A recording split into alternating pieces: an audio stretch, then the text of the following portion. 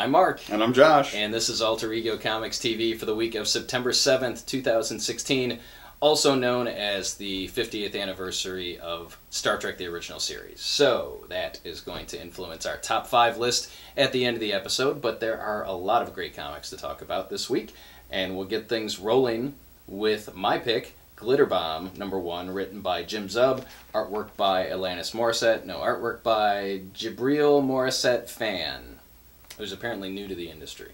And his artwork is really, really good. So Glitterbomb is about a 30-something actress who was on a sci-fi series when she was younger, and she's been typecast, and she's having to deal with all of the downsides of being a 30-something woman in Hollywood. And she's not having a real good day. She's a single mother. She goes on these auditions where she's around younger actresses who are getting the jobs over her. And she's pretty much going to call it quits. And by that I mean walk into the ocean and not come back when something possesses her. And this is similar to Kill or Be Killed, which I'll mention briefly in a second here. And she doesn't really know what happened, but all of a sudden some scary stuff happens. So this is what is being called a dramatic horror story, being praised by Karen Berger, who was the former editor at Vertigo that brought in Neil Gaiman's Sandman and Why the Last Man and all this. No, she didn't bring in Why the Last Man. That was Shelley Bond. But a bunch of cool stuff at Vertigo. So Karen likes it. A lot of other people like it. We like it. We actually got an advance copy of this 3 weeks ago. We both read it. We both loved it. And now that it's here, I read it again, and I still really, really dug it. So this definitely has a strong horror component to it. In fact, I challenge you to look at the first 3 pages. Read the first 3 pages, and if that doesn't hook you on the book, put it back. But it should hook you, as it did me. And I've said this many times, I'm not a huge horror fan. And I think I can appreciate it more in comics than I can in film or TV, because it's not as scary in comics. Because it's not moving, things aren't moving. But Glitterbomb is just aces. Gets 5 stars from me on a scale of 5. Really, really good. And interesting essay in the back by Holly Rochelle Hughes, who actually worked in Hollywood as a production assistant, and what she had to deal with being a woman in Hollywood. It's very depressing. Fair warning, it's not the most uplifting in the world. And that leads me to Kill or Be Killed. Issue #2 is out this week. Issue #1 is still available. It's actually sold out lots of places, but we still have a handful of copies of #1. Ed Brubaker, Sean Phillips doing what they do best, telling awesome stories, and this has a supernatural crime vibe to it. And again, not the most uplifting book in the world. There's some content in here, both in the comic and in the back matter, which is an essay about the movie Old Boy, the Asian version, not the remake by Spike Lee and Josh Brolin. I didn't even know they remade that. Yes, they did. And very disturbing stuff. In fact, it was still rattling around in my head after I read the comic, long after I read the comic. But it's so, so good. Best bang for your buck this week is Kill or Be Killed as far as content. There is so much content here, and Ed Brubaker is all kinds of awesome. Final thought on that little tidbit bonus. If you're not getting Ed Brubaker's newsletter, go to his Twitter account. I believe it's @Brubaker. And sign up for his newsletter, because it's super cool. It doesn't always come out on a regular basis, but he's appears to be more regular. And this week an issue came out which he's having more bran and fiber in his diet. I think he's more regular. This week's newsletter had some interesting tidbits about the series Velvet, and how I'm rambling on at this point, so I better stop talking. Ed Brubaker's newsletter is awesome.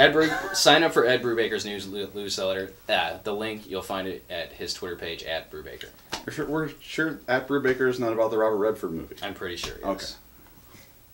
Okay. My pick of the week this week is Batman #6, written by Tom King with art by Ivan Reis. Woohoo! Yes, pretty art by Ivan Reis.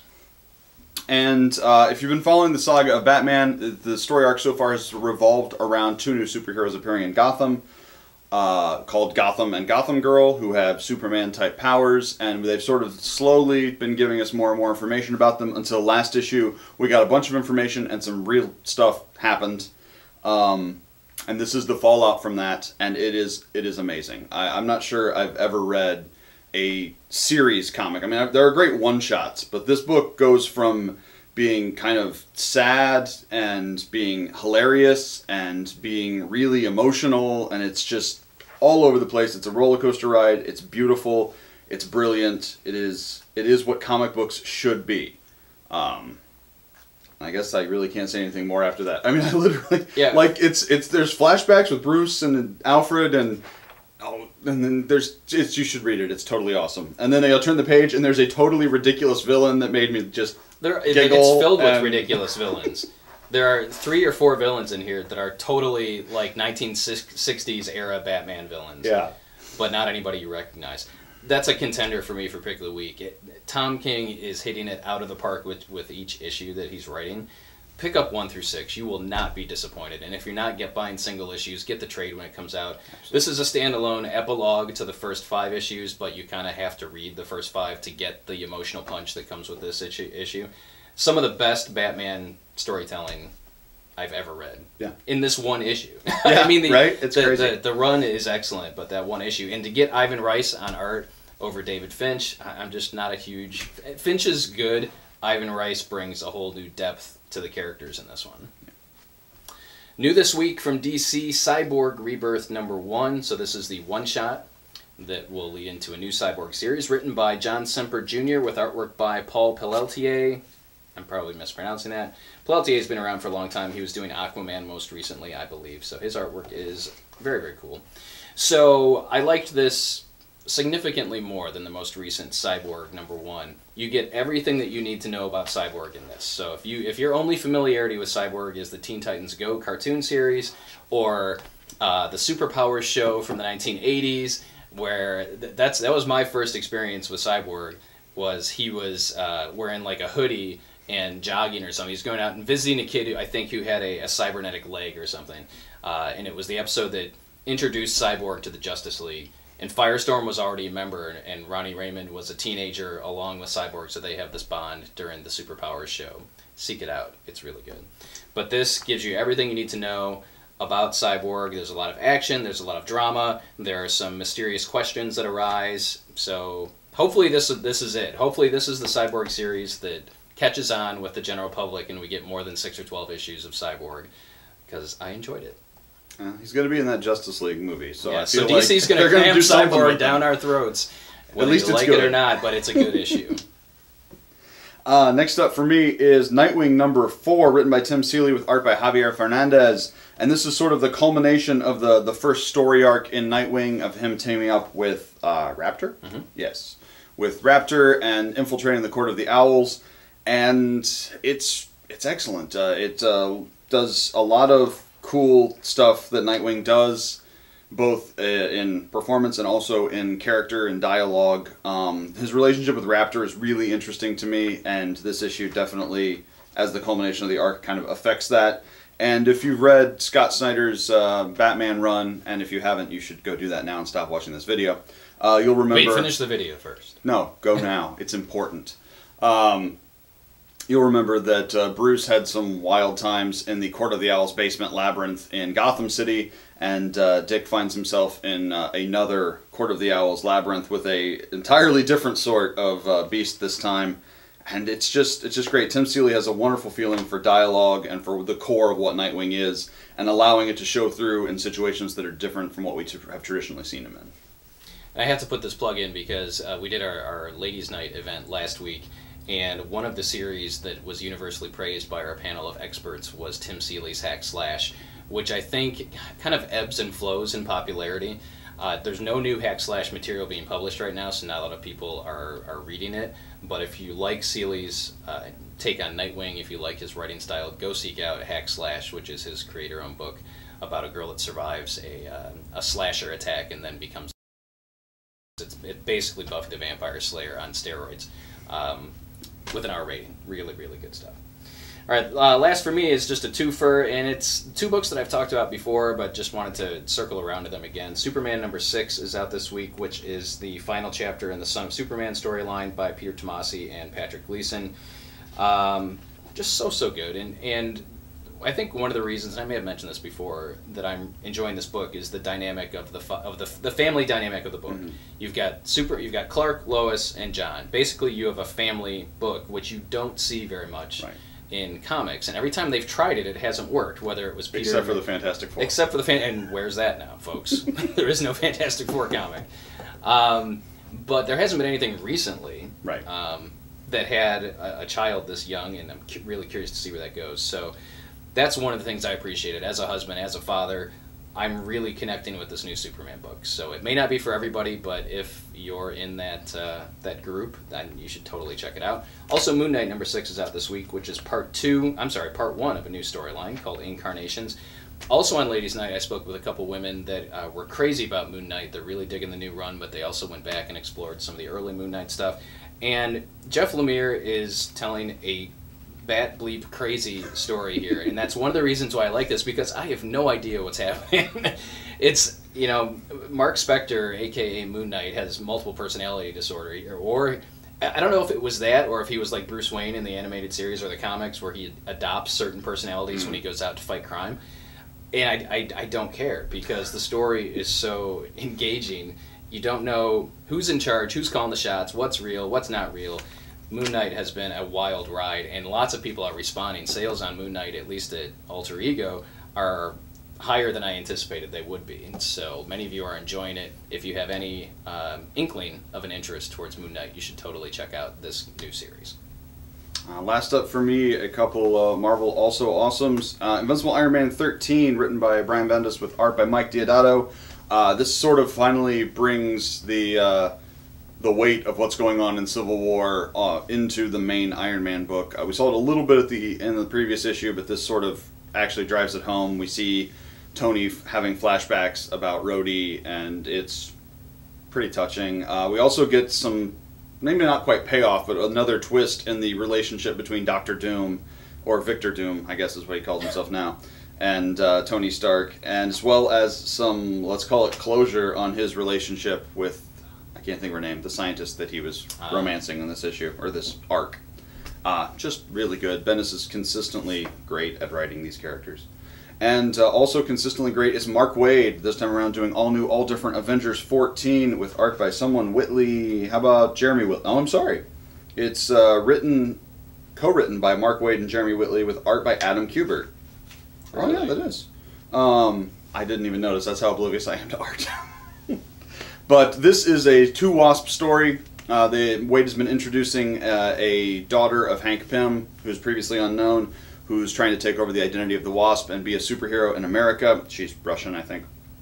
And basically she goes to Jan because Hank is dead and she's sort of the closest family. And Jan takes her in, and so Jan and Jarvis are kind of walking her through the world of being a superhero, of being an Avenger. And of course bad guys show up and stuff goes down, but there's great family moments. There's a lot of, I don't want to call it inside baseball, but there's a lot of jokes that don't land unless you have a reasonable understanding of the Marvel Universe and the history of the Avengers. But that's what Mark Waid's best at, is recognizing the history of these universes. And it's great. It's fun. All right. All kinds of awesome comics to check out. But before we go, we wanted to celebrate the 50th anniversary of Star Trek by running down our top 5 Star Trek episodes. Now, Josh may be struggling with the original series, so he can pull from any Star Trek series or movie series. I thought about ranking the Star Trek movies, but that's a little too easy. It really is. Yeah, and I think we did that in the 200th episode, perhaps. And we've actually gone through our favorite Star Trek episodes in the past, I believe, too. But this may be a little bit different. I'm going to do 5. He's going to do 5. We're going to get rolling because we got to open the shop. These are in no particular order, by the way. But if I had to recommend 5 episodes, well, these are my favorite. These aren't even just recommendations. My favorite. Number 1, The Enemy Within, which is the episode where Captain Kirk gets split into 2 people due to a transporter accident. One where he's good and one where he's evil, but it's not that cut and dry. You see that we as humans need both components to be a leader, to be the captain of a ship of 400 people, and to make those tough calls. You see that the good Kirk, without his aggressive side, can't make decisions. And the aggressive Kirk, the bad Kirk, actually wants to be good, and he just can't do it. So it's really great. It gives Shatner a chance to really play over the top, and It's an early episode. It's like within the first 10 episodes. Outstanding stuff. If you've never seen it, it gets overlooked a lot. So Enemy Within, it was really cool. And there's some great stuff with Sulu being stuck on an ice planet and having to heat up rocks, freezing to death. It's like, Captain, can you beam down some coffee? I'm cold. You got one? Yeah, Trouble with Tribbles. It is... Because you love David Gerrold. I do like David Gerrold. He seems cool. You should follow him on Twitter. Watch that movie with John Cusack. Yeah. Martian Boy. Martian Child. Yeah. Which is also quite good, based on a true story. Based on David Gerrold's life. That's right. Yeah, Trouble with Tribbles is a just ridiculous, over-the-top, fun Star Trek episode. I mean, you can run through the whole run of the old series, and there are very few one-off characters or things that have survived and popped up in as many other places in the lore as Tribbles have. It's just ridiculous and fun.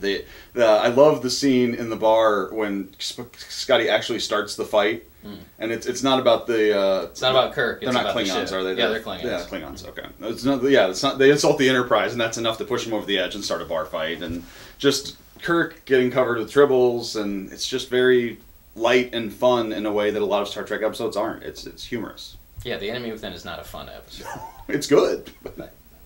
Next is the 800-pound gorilla. City on the Edge of Forever is on everybody's list because it is so damn good.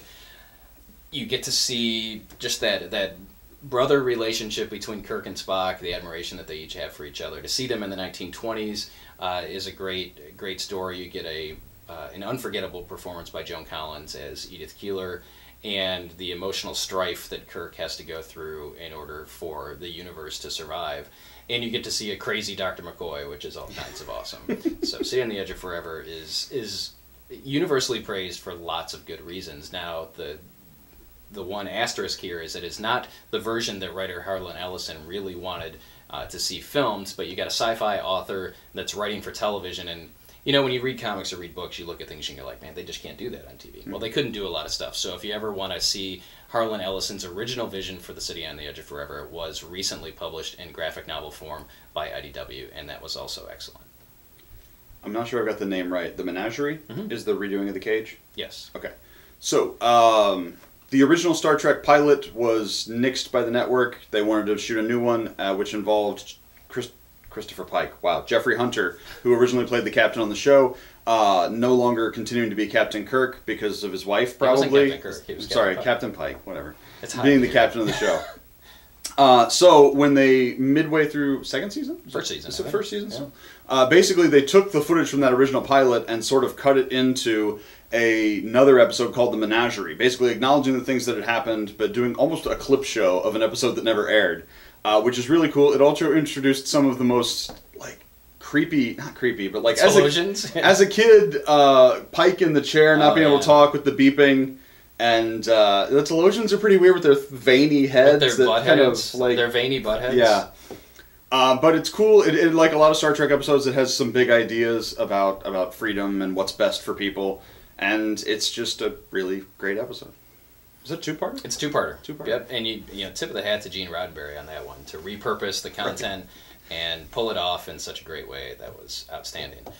I'm going to go with... what is that one called? Man. Well, I'm going to go... we'll move on. I'll come back to it later if I can remember it. I'll look it up when Josh is talking. Devil in the Dark is the episode with the Horta, which was the molten rock creature that lived in these caves where they were mining precious gems and such, or it was a gas mining situation or something. I don't know. Lando was there. And you find out that these orbs that the humans are collecting are actually the eggs of this creature, and she is the last of her kind. And so it deals with genocide, it deals with being able to work together with different types of species, and has some emotionally powerful moments for Spock as he mind melds with this creature. Really great stuff by Leonard Nimoy. Just a really solid episode. Just good stuff. Devil in the Dark. You should watch it. Mirror Mirror? Mirror Mirror is an episode. Mirror Mirror is the title. So much like the Good Spock or Good Kirk, Bad Kirk transporter episode, we also have an episode where, okay, there's a field in space that they fly through. Is that how they get to the other No, universe? there's some sort of ion storm, That's and right. the landing party beams up during the ion storm. That's right. So you've got an alternate reality Trek universe where they're not necessarily the bad version, but they're the harder, rougher version of the people. Sulu has ridiculous facial hair, and No, he doesn't. doesn't Spock he have does. does he have a scar? Is that Yeah, what it is? he has a scar. Something on his face. That's right. Spock has the goatee, and which, South Park, the evil versions of people always have the goatees. It's great seeing alternate versions of these characters interact, just getting them to see character types that they wouldn't have gotten to play. Sulu and Nayoti, Ahura, together in that episode is great. It's weird, but it's great. Uhura kicks ass in that episode. Yes. Mirror Mirror is awesome. All right, the episode I was trying to think of is Wolf in the Fold, which I don't know if you've seen or not. I don't know if it's second season or third season. Second season. And basically, Scotty and Kirk and McCoy are on shore leave at this bar. They're watching essentially strippers, and there's a murder, and Scotty is the prime suspect in this murder. And we find out that what is happening is that there's a spirit or an essence that is essentially Jack the Ripper has come to this planet and is going on a murder spree of women of the night, that sort of thing, what he did on Earth. And it's got seances, it's got funky dance music, it's got Scotty in a pivotal role in this episode.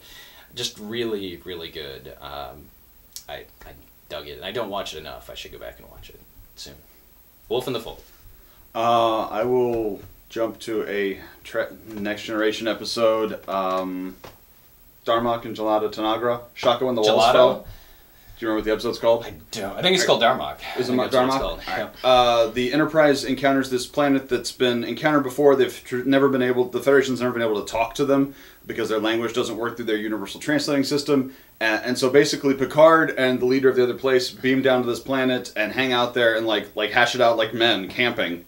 And you slowly figure out that their language is based on metaphor and nuance. So, when something happens in their culture, it becomes a touchstone, much the way it does in ours, except there's an entire language is based around that. And it's just really cool. Picard actually gets to be kind of physical and badass a little bit, which is super rare for him. He's never badass. Well, he's more badass than usual. And it's just a great episode it doesn't work. The actual logic behind it doesn't hold up if you really think it through, but watching the episode is a great experience, and it's a different type of Trek episode. There are so many that I could pick, but I'll round it out with an episode that had social impact. And when you watch it now, it's a little funky, but Let This Be Your Last Battlefield, or Let That Be Your Last Battlefield, where Frank Gorshin plays a half-white, half-black guy, and there's another person from his planet who's opposite, so the opposite side of his face is black and white. Both of their face, you'll remember this. Their faces are split down the middle. One side is white, one side is black.